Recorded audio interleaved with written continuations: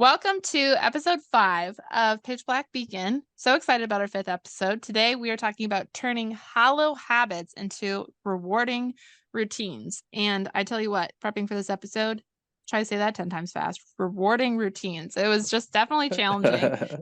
But I thought it was a good, we thought it was a good transition off of last week's episode where we talked about sticking with the disciplines during defeating times while you're transitioning into good habits, right? Like you have to have that self-discipline to commit to yourself because things are going to surface and try to defeat you in your goal, And one of the knock you off your things pedestal.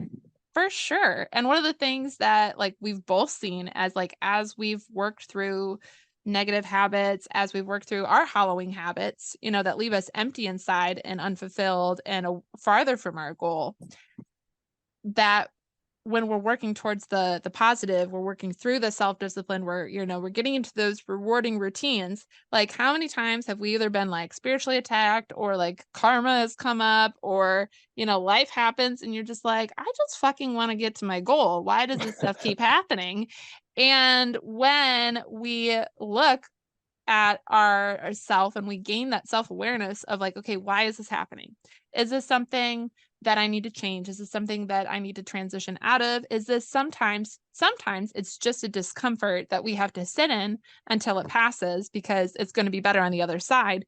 And that's where the discipline comes in, is sitting through those discomforts while you're working towards your goal, knowing, hey, this is going to get better. I'm going to get stronger, better, faster, stronger, as I'm working towards this goal. And those hollowing habits are hard to identify in ourselves if you're not willing to be humble and like vulnerable with yourself and having like a real honest heart to heart. Hey, this isn't serving me. I think it was in the last episode that I talked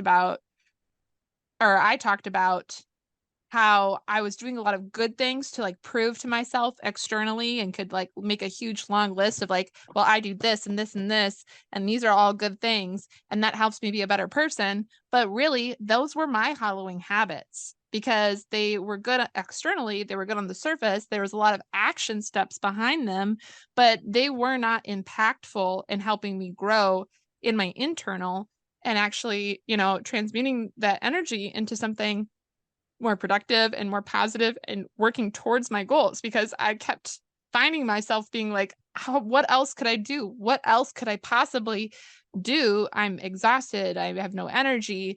I have this, I have that, I have this. And it's just like, right, well, what if you let go of some of those tasks? What if some of these habits that you have in your life on a daily routine actually aren't serving you and you need to let them go? And some of those things were really, really tough. One of my hollowing habits was having like the excuse of like, I just don't have the energy as a single mom working from, home, starting a separate business, babysitting, raising my 2 kids, and, basically doing a lot of it without a partner.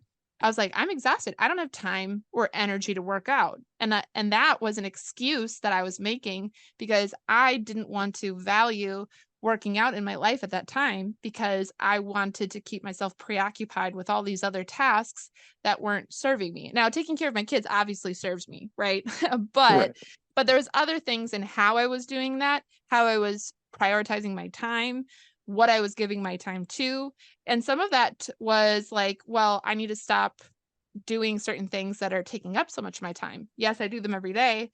Yes, those are good things, but they're impacting me in a negative way because they're taking time away from what could be productive in my life. And right now, if I really want to work out and to gain more energy from the endorphins and improve my mood and improve my overall circulation and health and strength and abilities and cognitive function because I want to work out, I need to find 20 minutes to commit to that every day. And I have the discipline to do it. And that was an excuse that I was making. So when we talk about hollowing habits, what are the excuses that we have alive in our life that are keeping us from our goals?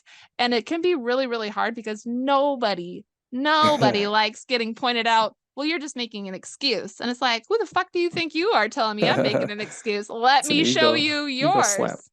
Right. It is. It's an ego slap. But we're called to die to our ego. Like Carl Jung talks about, he's a, famous psychologist. He talks Right. about having you have the first 25 years to develop our ego, to learn to keep us safe and how we survive in humans in this world. Then we have the rest of our life to unlearn everything our ego taught us, right? And it's It's not true. wrong. It's not No, wrong it's for not. sure. Because I've been unlearning a lot of what my first 25 years have given me. So I think that's a true statement for sure. Well, But it was from the mouth of Carl Jung, so of course it's true, right? right. It's in a book, so it's got to be true. Right. But yeah, I mean, what are some Halloween habits that you see commonly in people that keep them from growth? Because I know you interact and socialize like a butterfly, right? Yeah. And you like to help people and plant seeds, and it's part of why we did this podcast. And so, you know, you want to talk on some of the points that you see with people Well, that I think a lot of the limiting beliefs and excuses people that I come encounter with is like the same. Like you were saying, I'm exhausted. I'm working all day. I'm taking care of kids. I'm cooking. I'm doing this, and then at the end of the day, they're exhausted and they go to sleep, and then wake up and do it all over again. I think that's like one of the main ones. But then you got things also where people like to use their vices as mm, excuses. Think about like people like I used to go to work and then go out to the bar at night to visit friends, right? Like mm-hmm, if that becomes a habit, now you're using this as an excuse in your life to say, well, I can't go do this because I have to go meet these people over here at this bar, right? That mm-hmm. doesn't serve you. Bars don't serve you because alcohol is going to destroy you and it's going to stop you from growing, right? Right. It was a That's natural a depressant.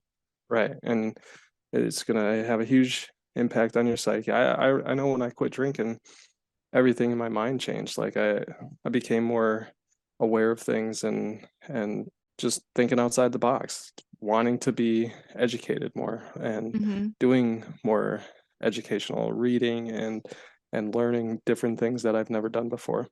mm-hmm. So excuses like that, I see. Exercise it. Well, I can't do that because I can't breathe when I do that, and they're afraid to get to that point of exhaustion and go past it, like it Mm-hmm. freaks them out. So little things like that. And Well, and I and think, it, if I may interject, yeah, go for it. if that smoking is a that's a big one for a lot of people that It are is. It's are huge. smokers. And just They don't just like like a running. well, I mean, I don't like running, so I get it. But I don't like running because I tell myself I don't like running. Right. Maybe if I tried and sat through the discomfort, I could like running in a parallel universe. But I think it's tricky because a lot of these things are, for maybe a less personal example, say somebody's like a compulsive knitter and they're like, I knit Oh sweaters yeah, all day every day sure. because it helps my anger, just for a neutral Helps topic. anxiety. Nothing against knitting out there. I think it's a great thing. But like, if people are like, oh well, I have to knit because it helps me with my anger, or it helps me with this, or it helps me with that. It's like, okay, so what is the knitting masking, right? What is that a coping thing for, that the anger that you're avoiding, right? Where is the anger coming from? What discomfort are you avoiding from your anger, and learning about it and understanding it and understanding what it's trying to make you aware of? Because a lot of people have hallowing habits because they're trying to avoid the discomfort of feelings or emotions that they've buried deep down, or things that they just don't want to deal with, right?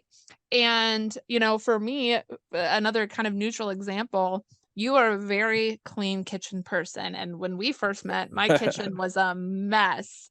And over time, seeing you, I definitely like saw the like, wow, he has a clean kitchen all the time. How does he do that? And I watched you and I observed you, and I had to start implementing that into my daily routine. It's like, okay, so when he does cooking and eating, he like washes the dishes as he's doing it or immediately after. I was like, that's insane. I was like, I can't do that because I'm doing all these things at one time. And then I thought, and the reason I couldn't do that is because my kitchen is usually a mess before I even start cooking. So like it would do me no good to clean the Mm. dishes as I'm doing them because there's more No. dishes than there is cooking.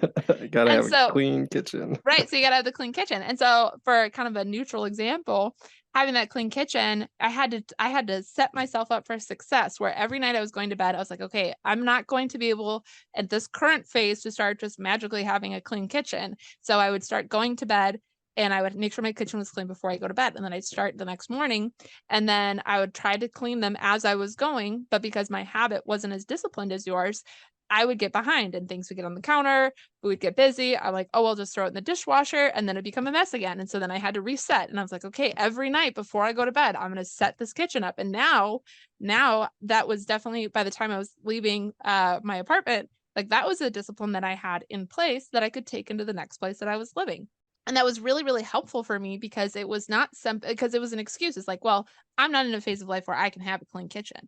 No, I don't want to put in the work and the discipline and the extra effort And to the do that. choices, right? Right, and to do that. And that was something that I had to become self-aware of that was so simple, but also it was a discomfort. And I know it seems silly because it's dishes, but I mean, really, you know, the reason why dishes were so hard is because I grew up in an environment where dishes were never done. It was not a standard that was set for me. And so that was a standard. It's like, well, that's not normal for me. So I'm okay with that not normalness. It's like, okay, well, you can sit in that not normalness. Or if you want something better, you got to do better. And so I was never conditioned as a child to have a clean kitchen all the time. And so as my adult, I was like, okay, what do I want for my kids? I want to model for them the self-respect in having a clean kitchen and taking the time to make sure that I'm putting in the extra effort to always keep it clean. And I'm telling you, it took months for me to build this habit. It was not something that happened overnight. And it was something where I had to like communicate with my kids. Okay, put your dishes in the sink. Don't leave them X, Y, or Z. And, use these cups if you're going to be doing stack and use the same cup, don't get a new cup and all that kind of stuff and to be able to help myself. And so as a family we grew and it took several months, but we got there in the end. And even when I'm at friends houses now, I just like, oh, let me just clean up the kitchen as we're cooking because like I have nothing else to do. And I just keep myself in that habit no matter where I am. And so that self-awareness, I had to stop being focused on I had to stop being focused on the reasons why I couldn't and start focusing on the reasons why, what if I could? What if I did start cleaning my kitchen? What if I was able to do that? What if I was able to not only keep a clean kitchen, but now also keep a clean living room because it's off the kitchen. And I had to stop focusing on all the external reasons, which were some of them were emotional external, like some of them were like, these superficial feelings of limiting beliefs that were keeping me from my goals. And that was something I had to be honest with myself. And it was embarrassing to me. It kind of brought like a little bit of shame because I was like, I want better for myself. And when my friends come over, like, yes, they say, oh, don't feel bad. Everybody's house is messy. Sure, sure, sure. But I was like, but I want better for myself. I want to Right. normalize better for myself because when I had friends that normalized better for myself, Well, it it feels good. it motivated me. It feels But good to have a clean space. well, it does in a clean space. And our external environment is such a big representation of how we feel about ourselves internally. It Right. really, really is. If we're chaotic internally, there will be chaos in our external environment. When we start taking control of our emotions internally, we have more control of our external devices. I noticed this so much I would worry. We talked about this, I think, in the first episode, because I kept being like, well, when I have a clean house, then I'll be able to relax enough to do the inner work. Right. But it was the opposite. I had And to that was an do excuse there. exactly, exactly. That was a Halloween habit that I had because I really believed I was like, well, if I have an aesthetically pleasing house, if I just walk into, a Magnolia Farms Chip and Joanna Gaines house, of course I'd be able to heal and have inner work. But it was the internal work. And the more I found myself internally, the more I looked around my house and I was like, this doesn't serve me. This doesn't serve me. This doesn't serve me. Out it goes. And it was easier for me to let go of these habits, these things, which created more time. My kids were like, Mom, we want to spend more time together in the evenings. And I said, that's great. I want to spend more time together in the evenings too. But we have, too much cleaning to do all the time. How do we always have this cleaning to do? And so that was a limiting belief that I had right there as well. And then I had to say, okay, why is the cleaning a problem? Well, the cleaning's a problem because I have a limiting belief from raised in a hoarder household that the house will never be clean and we will never get time together. And so I had to nip that in the butt and decide, like, you know what? I'm going to start spending the time with my kids in a meaningful and impactful way then, and then worry about the rest of the stuff after they go to bed, in the morning, whatever. And so as we spent more time together, we needed less toys, we needed less activities, we needed less board games, we needed less stuff in our external because we focused on the internal, on the personal connection, on the going on walks, on the getting out to the playgrounds and all that kind of stuff. And so it was easier for us to clean our external environment because we weren't A, using it as much, and B, we didn't need all that shit, you know? And learning those even the simple little tiny habits like that are the best because they make the most impact on your growth and change too. I like when even like you're the keeping the kitchen clean, that little bit helped you propel you in huge opportunities and ways of expanding your mind and different things too that I've noticed. So I think that's pretty cool too. What do you mean? What did you notice? Well, I mean, like just little things that you did versus what you do now in everything, really. I mean, the way you run your life, the way you take information in, the way you expel information, it's different. Before when we first met, you took information in and it was more serious, right? Whereas now it's you take it in and it's processed easier, I guess. So one thing that I've noticed when you and I first met versus now in comparison to um, excuses and limiting beliefs and putting a lot of strains on yourself, and we're talking about growth here, you've grown a lot in just a short amount of time, just from us knowing each other and things that we've worked through and helped each other with. I've noticed from just something simple like keeping your kitchen clean that transitioned your mind into a more cleansely and organized mind, which then in turn Mm-hmm.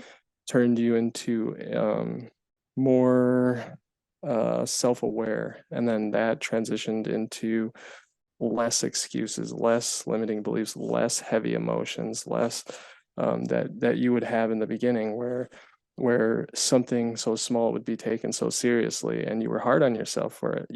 Oh You yeah, I were, was.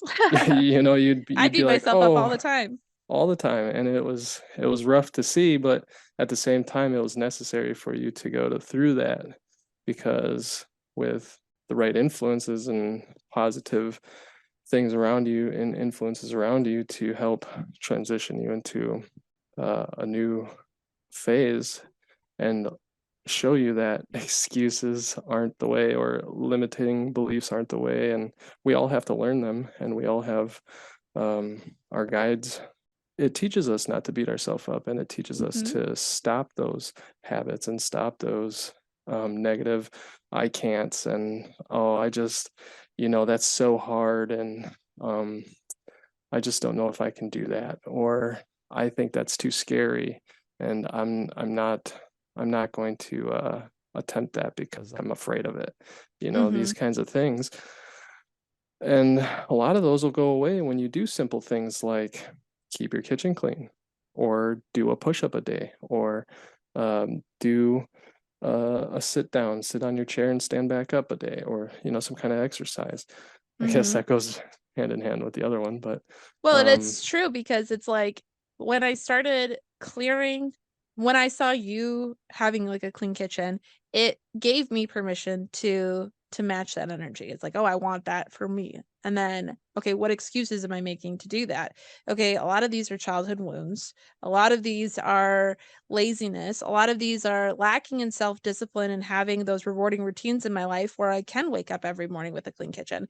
And I had to, and once I started, and for me, it was like, okay, start with having the dishes clean. And then when the dishes were clean, then it irritated me that there would be magazines and books and pens and Legos and everything else on the counter. I was like, okay, no more stuff on the counter. I was like, everything needs its place. And when I started finding places for things in my life externally, I was also really transitioning. I was like, for me, when I started telling myself, okay, everything needs a place, it gave me this awareness in my brain that was like, emotions don't serve me, childhood wounds don't serve me, all these things that make me take myself so seriously. I mean, I can't even count on both hands how many times I call you and be like, this is happening. And I was just like, and I fucked up and I did Breathe. it again. And Just I'm just breathe. a loser and I'm never gonna move forward in life. You'd be like, Chimney freaking crickets, like, woman, just love yourself a little bit. And it's like, I can't love myself. I was never taught how. And you're like, all right, well, there's another excuse, just love yourself. And I'm like, I don't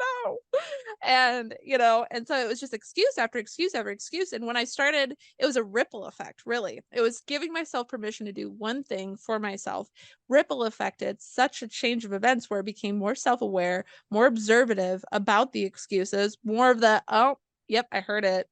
That right there, as soon It's a as it good came out of my mouth, I heard that excuse. right. And you gain that self-awareness where you're just catching yourself, and you have to love yourself enough to be like, I'm not going to tolerate these excuses in my You life gotta put anymore. yourself in check. You gotta be like, And look you here, have to have me. that accountability. And there We're would not be doing this anymore. exactly. There'd be so many times where I'd be like, well, as long as I have my house clean when other people come over, that's fine, right? That's a Well, I weak know a lot ass of people like that. accountability. That's a weak ass accountability. And then you spend all day cleaning your house for your friend to come over. And then they come over and be like, oh my gosh, so sorry about my mess. I should have cleaned up. I was like, I've been cleaning for 8 fucking hours, and my kids saw this psycho woman melt down and go, why are you not cleaning? And it's like, because we're four. Like, no, we can't clean. And that wasn't serving me either. So I was like, that's it. So then I had this anxiety of like, okay, well, now we just don't have friends over because they can't see how we live. And I was like, well, that's not good either. So then I had to ask myself, do I want to be a shut-in who never gets to have friends because I don't want them to see how I live? Or do I want to rise to the occasion, have the self-discipline, put in the work, and change how I am and change how I show up, and have a home that's inviting and relaxing and comfortable that we can all. And it was so crazy to me because, like you said, it was like as I organize things in my life, I had a more organized mind and I could process things better. I could check myself easier, to the point where, issues or big emotions used to be these things that I would cry over for days. And now it's just like, can I just have like a quick 5 minutes to just state this? And so I can hear it for myself and then work through it on my own. But even still, that's needing somebody else to do the work with you. That's why journaling is such a key part of, proper development and healthy healing, is like, because you hear yourself. I journal, but I also like voice clip on my messenger on Facebook to myself so I can hear it back. And That's then I'm good. like, That's a good idea. because when you hear it from your own voice, it hits your subconscious differently. And so, I do this to you all the time where I'll vent to you about a problem on a voice clip, and it's like 12 minutes long, and then I listen to myself. I'm like, okay, I listened to myself already. I already figured out the problems. Okay, thank you for accountability. And you're like, you're welcome for using my Facebook as your personal diary. But Doesn't but bother me. right, but that even that need, feeling like you need somebody else to process it through is just an excuse, because really we have the power and the accountability and the capability to do all of it on our own. It's scary as fuck the first time you do it, Well, and then it sure. gets a little less I scary mean, and a little less it's scary, and then you scary build just confidence. learning. It's scary learning to be internal, you know? Like, What do because you mean all by those that? things, like all these things that we're talking about, all this stuff, a lot of that is external things that you're looking for, right? Um, like the kitchen, that's an external thing. That doesn't matter in the inner world, the inner world is just cleanliness is just an idea that came from the inner, right? So Hmm. I think that's where a lot of people, I don't know. I get stuck on stuff like that too, where the external takes over, and then I go internal and say, okay, this isn't so, and then it's better, right? I Hmm. don't know where I'm trying to go with this, but um, I know what yeah. you mean, though. I definitely know what you mean, because I feel like we can have a dependency on how But we that's are about things based on our environment too, though, right? Like, I feel there's been times where it's like, okay, at my house or at my friend's house, like I used to like going to your house all the time because it was cleaner than mine and I had less responsibility there. So it was like, let's just hang out at Josh's, you know? And but you know, I wanted to cultivate that for myself, and I had to get to this point where I was so good in my internal environment that whether I was in the cleanest of spaces or the hoardiest, smelliest, messiest of places, that either way I was good. I had a clean, organized, efficient, healthy, non-anxiety driven mind. I was, you know, and I was recently in an environment that was very overstimulating in noise. And it was interesting to me because past me would have been overstimulated, would have needed to leave the situation to decompress, and probably would have like had some sort of a tantrum on the way home because I was suppressing that overstimulation the whole time. This time, you know, there was a lot of noise, there was a lot of activities and all this kind of stuff, and I left the situation, and on the way home, I thought to myself, I was like, "Huh, that's weird. I feel fine. I don't feel this need to have a meltdown. I don't have this need to react. I don't feel like I have to go home and decompress, you know, and I don't feel like I need to go hide for 2 days to recover from the overstimulation, which I would have in the past, right? And that was an excuse because I used to not hang out with certain people because I'm like, well, when I hang out with them, it's very triggering. I don't want to deal with my emotions, so I just won't hang out with them, right? And that was an excuse. And I missed out on those friendships because you know, I chose to take a lot of the things that they took as triggering. And instead, I could have like worked through those issues, been secure within myself that no matter what they say, it wouldn't have mattered. One of the best things I heard on like a TikTok one time was if I yell at you in a different language, you have no idea what the fuck I'm saying, right? Like you have no idea what I'm saying. So it doesn't land to you at all. Our external environment, comments that people make, vices that we have, those are all things that are just in different languages in our life. They are different vibrancies, different frequencies, and they only land in our internal as much as we give them access and power. If we don't give those things power or control in our life, or those excuses or those hallowing habits, you know, any weight, then they can't nestle in and disrupt us. If we say, I hear that, but I'm gonna let it pass by, then it's gonna be fine. For example, I'm allergic to strawberries, right? And when we first became friends, you used to pick on me about strawberries all the time. I did not a You're right. lot. It was twice. But in my head, I was like, I was gonna "Oh do more. my gosh, can you believe this guy who knows I'm allergic to strawberries and then picks on me for not being able to eat strawberries?" I was like, "How rude." And I told you that. I think I remember going on a walk with you and I threw a tantrum. I was like, "You know what? You're just being rude. You know I can't have them and I miss them and it's hurtful to me." And you're like, "Whoa."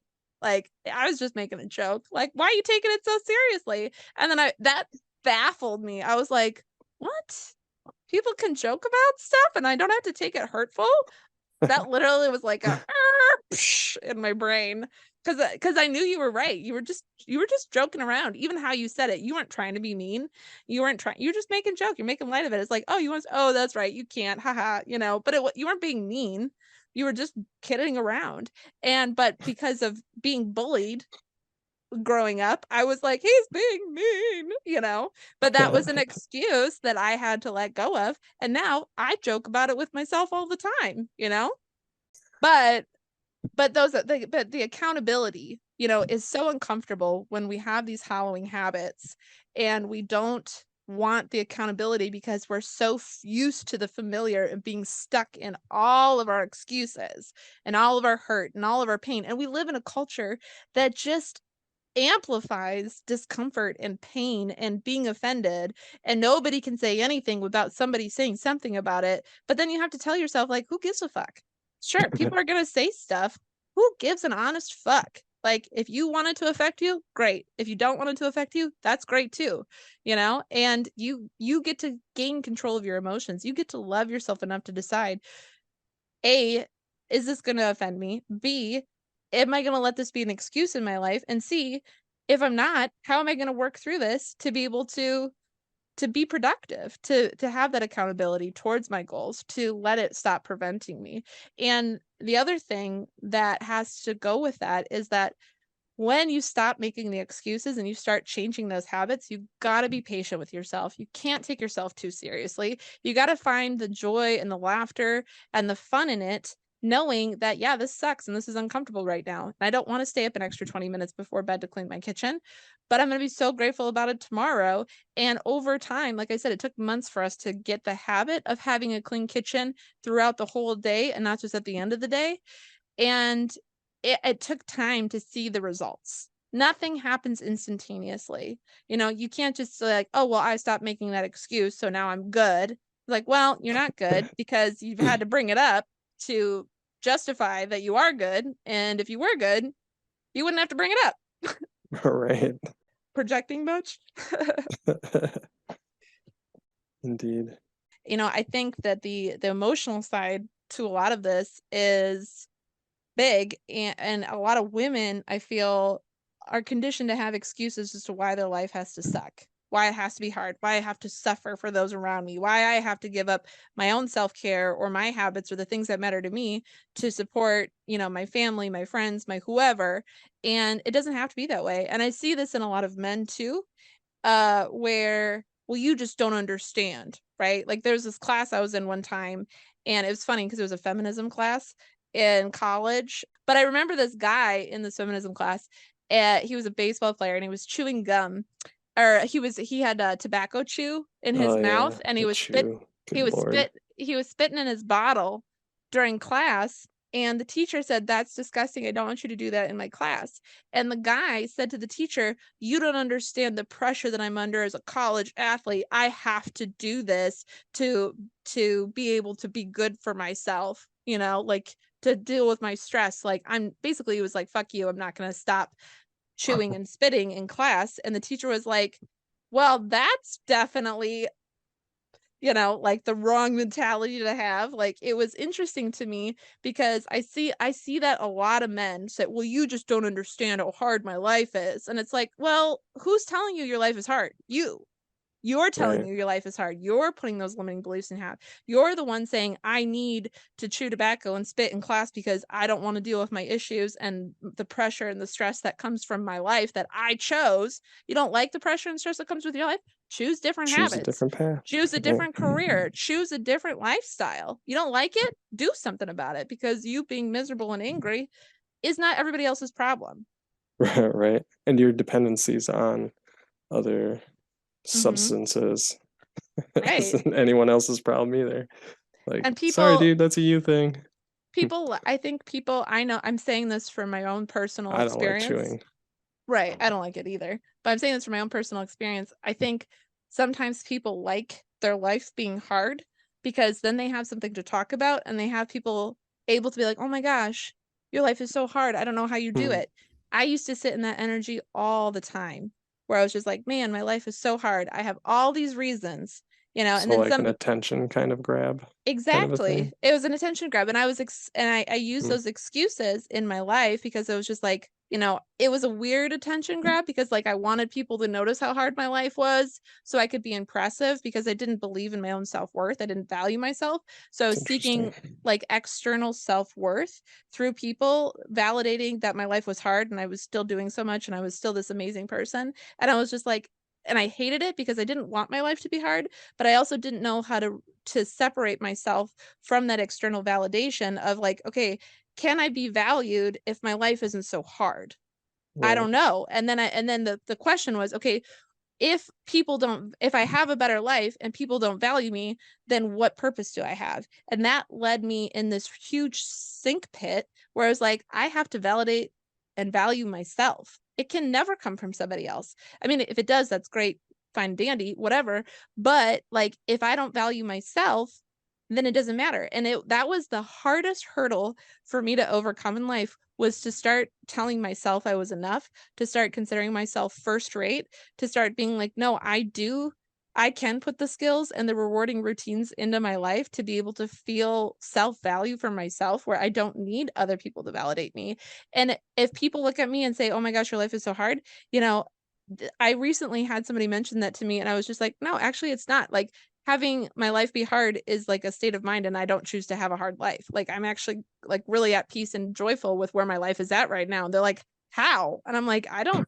They're like, "I Because I couldn't do choose that." today. Right, and they're like, "Well, I couldn't do that," and I was like, "Right, but And you're not there's your me." excuses and limiting Exactly. beliefs. And so it was interesting to me because the that attention needy, that was a people-pleasing part of me. That was such a people-pleasing part of me where it was like, give me let me show you that I can struggle and have this good life and have all these validations so that you're pleased with me, not even caring if I'm pleased with me. Let me suffer great lengths just so you care about me when I don't even care enough about myself to do an easier choice, to love Right. myself, to value myself, to have an easier lifestyle, to put in the self-discipline, to have the rewarding routines.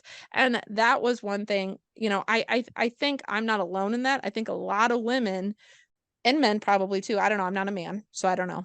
But, I think a lot of women that being a woman probably do feel that way, where it's like, well, if I don't have something that I overcame, what do I have to show? It's like, well, you don't have to overcome everything in life. You can actually just enjoy life. You don't have to keep conquering things. You don't have to keep overcoming things. You don't have to keep, defeating these demons in your life. You could just enjoy life.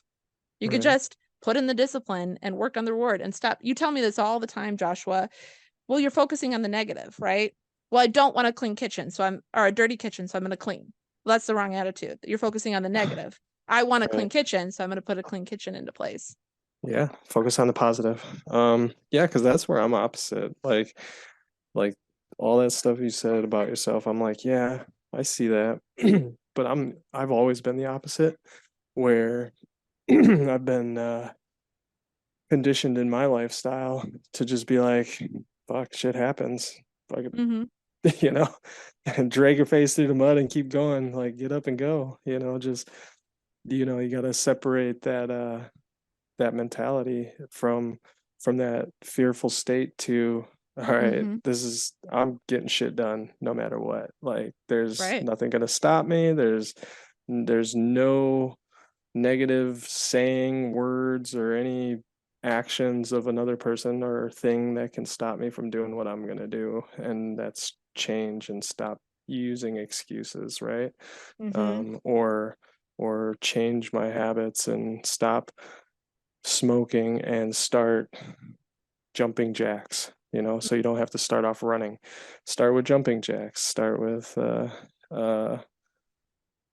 anything. I don't know. I'm just throwing stuff out there now, but um, Right. I don't Having know. something positive to transition to. Right. And it's true though, and I think a lot of people make excuses. I think the more excuses people have, the less self-esteem, the less self-worth, the less personal value they have for themselves. And it's not that they don't want to have personal value or self-love, because at any point of those times in my life, if you told me I didn't love myself, I would have ripped you a freaking new one. I would have been like, yes, I do.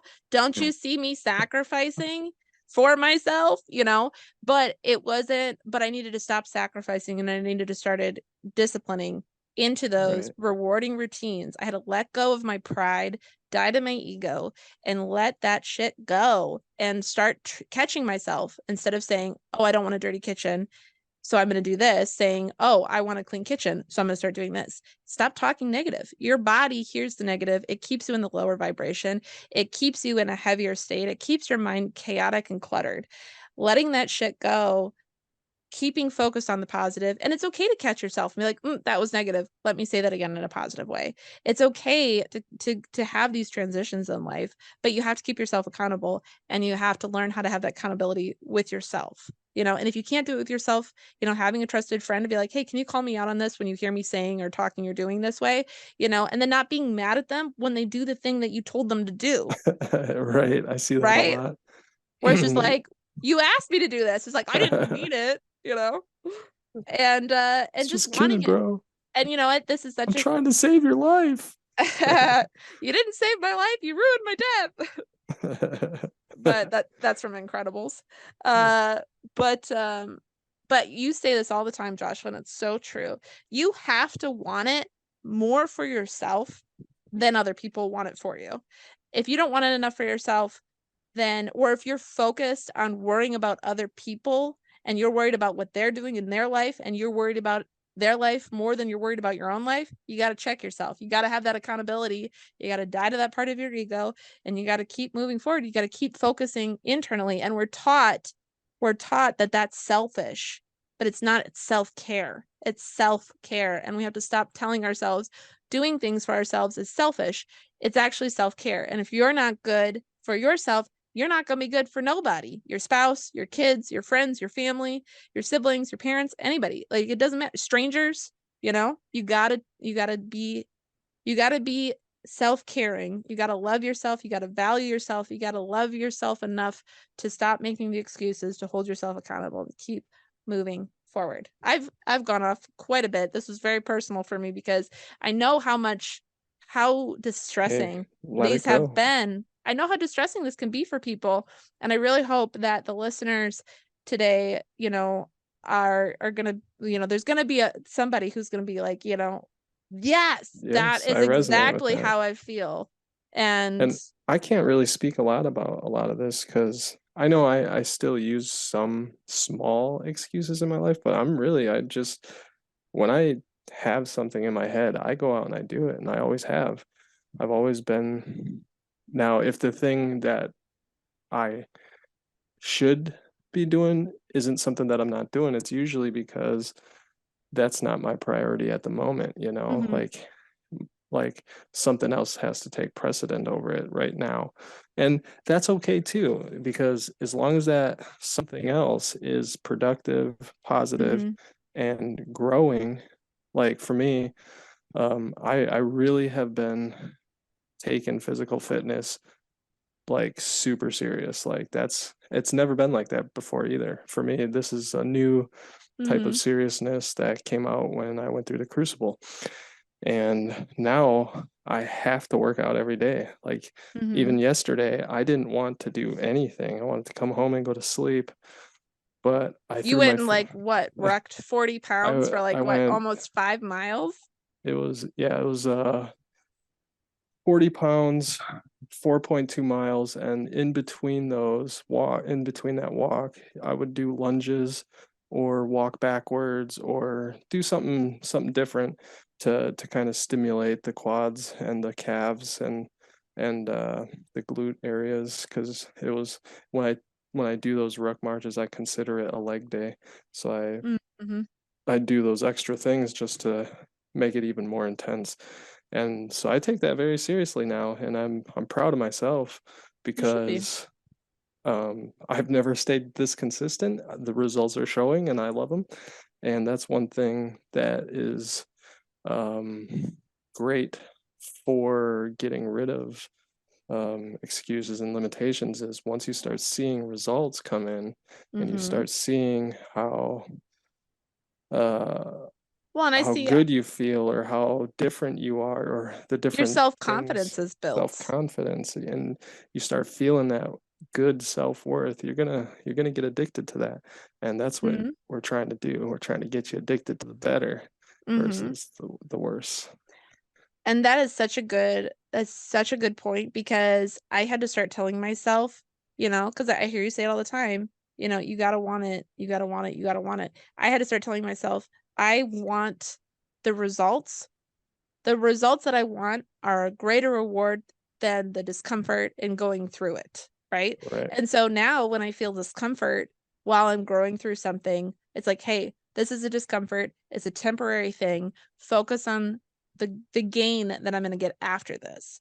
Think about Yeah. how good it's going to feel. And then you get more and more consistent with those good feelings. And you're just like, oh, it feels so good to have less anxiety, to have less depression, to have less things ruling my life for me. And with you, with Right. your, you And then know, you can replace them and with other things. you're very, very good at not making excuses. And I see, so I want to point out, I value so much how I'm an anxious body, right? Like I'm like go, go, Hmm. go, go, go. I got 1,000 ideas, and they're chaotic, right? And over Hmm. these last several months, I've I've worked on wording myself. Okay, I'm gaining clarity about what I really want. I'm simplifying what it is I'm actually doing. I'm letting go of things. I'm gaining clarity.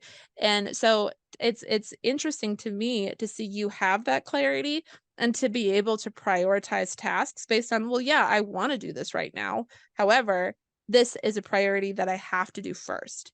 And I have to do these priorities first before I can transition into that. because they And became habits. right. And so, because you very much reserve your energy for the tasks that need to be done when they need to be done them, and when they're done, or you can't do anything more with those tasks for whatever reason at that time, you don't bring that energy with you, you let it go. Like you leave, that saying, you leave work at work, you leave home at home, and so when Right. you're doing a task, you don't take that energy with you. If you have to leave the house all of a sudden for something and you are mid dishes, you don't take that, like, oh, I didn't finish my dishes energy with you. You're just like, "All right, I'll get it done when I get back." Right now, this became a priority very suddenly. I didn't expect this, and that's okay, you know? And I like seeing that because I see you having that in your life, and I've been pushing myself to that because it's like, "Damn, that Yeah, looks but good." I'll still finish my dishes first before I go. I'll be like, shit, I gotta go, but I gotta finish this. I got one dish left. Come on, let's go. Well, and I'm still in that transition, right? And that's okay because we're always going to be improving. We're always going to be getting better. We're always going to have goals to work towards. And when those goals, those habits, those stuff, and they take you as long as you want to have that excuse in your life, right? Like, I mean, I just said it right Right, there.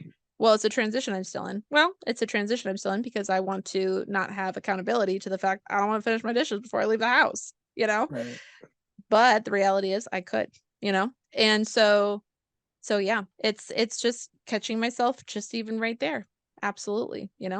And yeah, so I mean for today, I really like to thank the listeners for allowing me the space to, share personal attributes that have been struggles that I had to overcome because I did not want to be a victim or a slave to my environment, to my emotions, to my excuses anymore. Really, it came down to, I was a slave to my emotions and my excuses.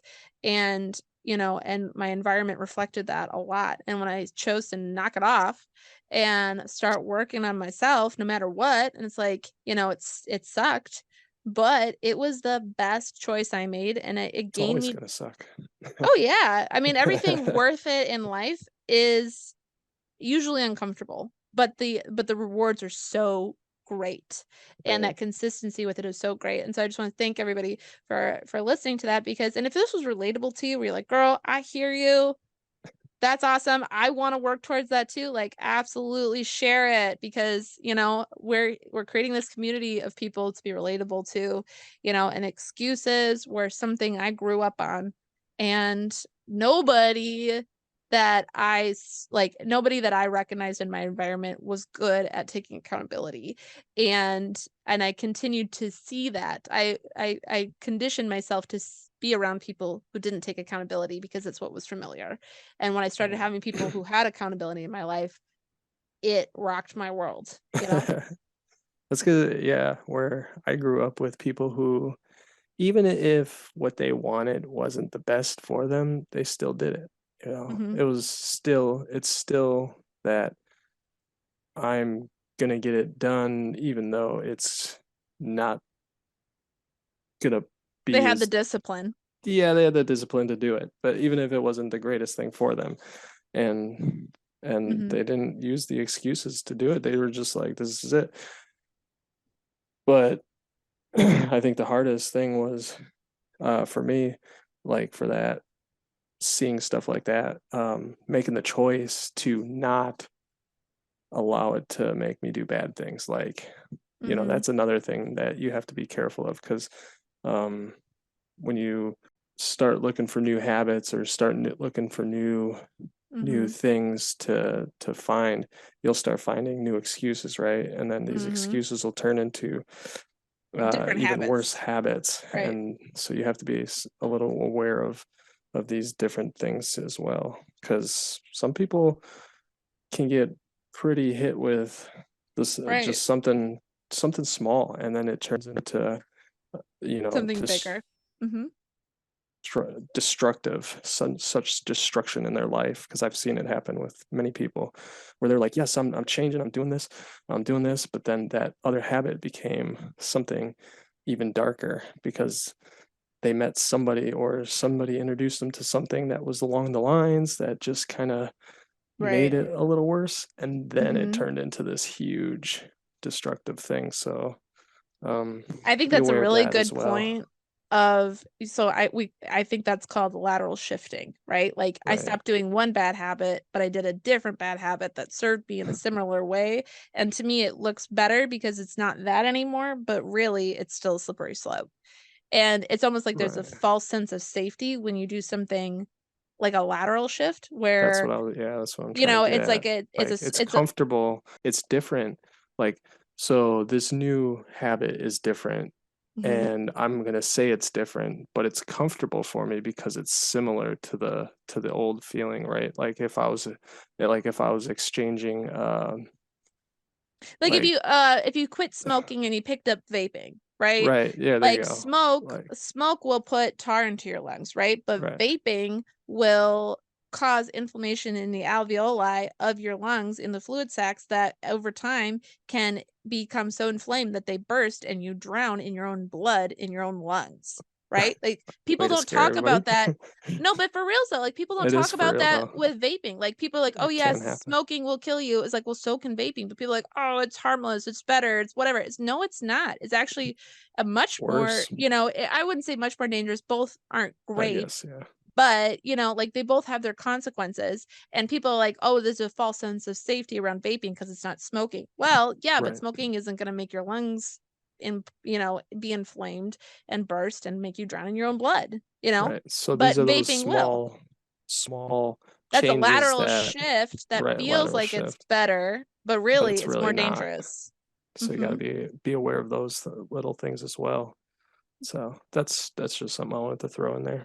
Not to dog on people who vape because I get it. We all have our Right, vices, but educate yourself on the vices that you're choosing or the excuses that you're making or be informed. If you're going to change a habit, be informed of the new habit that you're going into to make sure that it is actually a healthy habit, and it isn't one, a lot of people too, for example, they will switch from smoking and they'll start chewing sugar-free gum. oh Sugar-free yeah, gum has aspartame, a lot of times have aspartame in it. Aspartame is a damaging substance to the brain, right? And so it's just like, well, I stopped smoking. And it's like, right, but you switched over to sugar-free gum that has aspartame in it. So, is it you know what really? I mean? Yeah, right, And so it's just like, but people don't know. And you need, but the thing is, you need baby steps to get you out of a bad habit.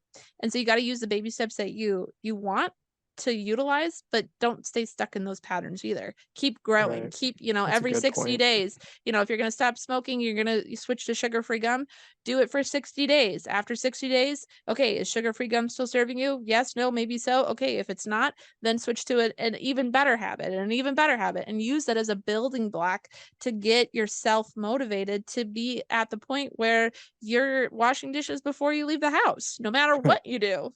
Yeah, And it's better. So I think that's a really good point, Joshua, because we can swap habits and when you pull away from a bad habit, a lot of times you lose people or dynamics or you stop playing with fire and that fire seems really tempting. You're like, but I want to go play with that fire. And you're just like, right, but you can't anymore because it's not good for you. And you're like, I know, but I want to. And so when you do go back and play with that fire, your friends all looking at you like, what the fuck you doing? You knew that was fire. And you're like, I know, but I didn't want to have the self-discipline to not want to. I want to tell myself that I was weak enough that I couldn't help it, but really I made a choice. Right. right. Indeed. So, anyways, this episode has been lengthy, but I think it was good. And for those of you listening, I did edit this down, so it could have been a lot longer. But I hope you gain value of this and I can get a bit preachy at times, but I'm just projecting because I'm just preaching to myself because I've been in these positions. I know what it feels like.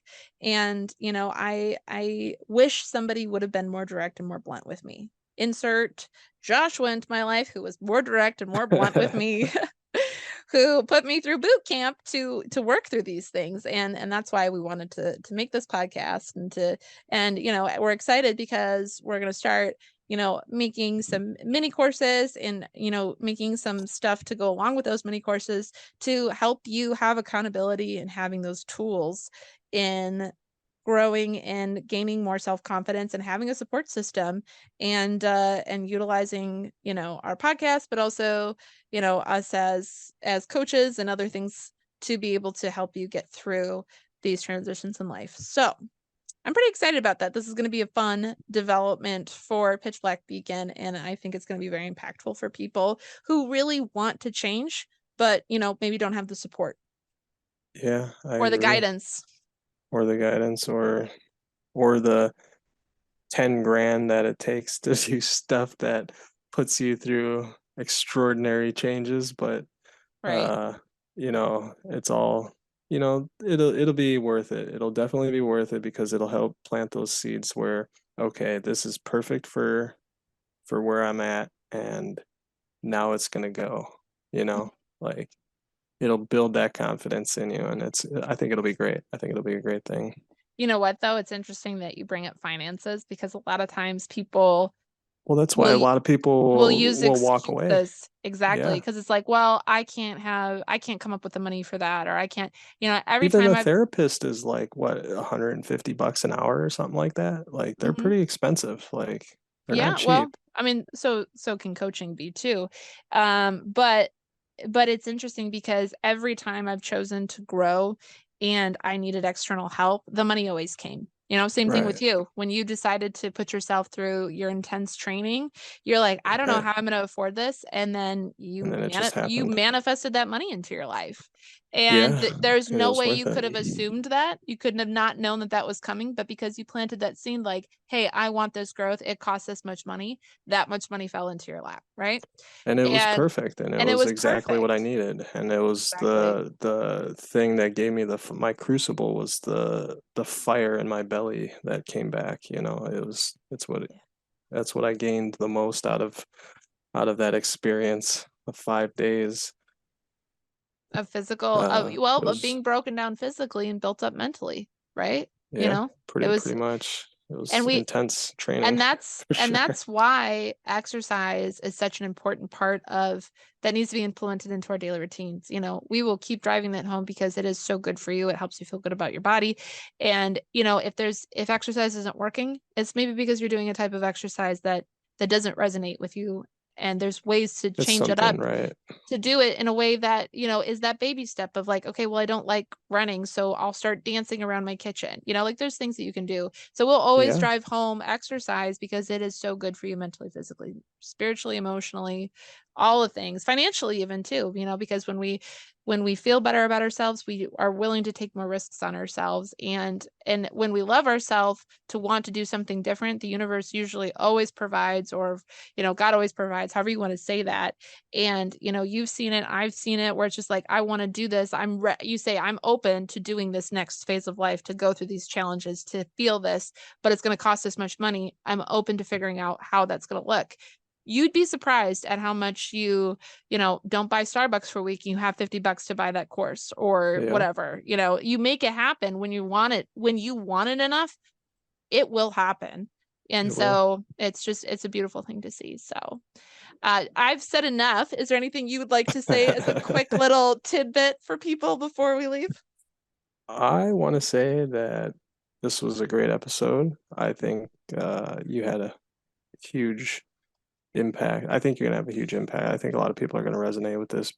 And I just, I felt myself I had to be more reserved because I think this was something that needed to come out because a lot of people do struggle with a lot of these similar issues, and I can't really speak too much about it because I don't have that, like, for me, and they're very little if I do, and I don't really resonate with it too much, but I say keep pushing forward.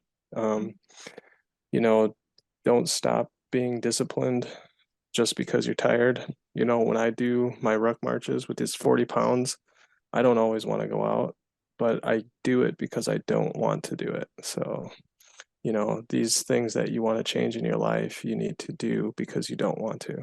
And that's, when you're at that point and you're like, oh, sick of this, I'm sick of this, I'm sick of this, but I don't know what to do. Just start.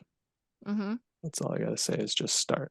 So, And just know it's okay that you can feel super strong, confident while you do the thing and then break down in tears afterwards because you're not used to that kind of building confidence. You're letting go, yeah.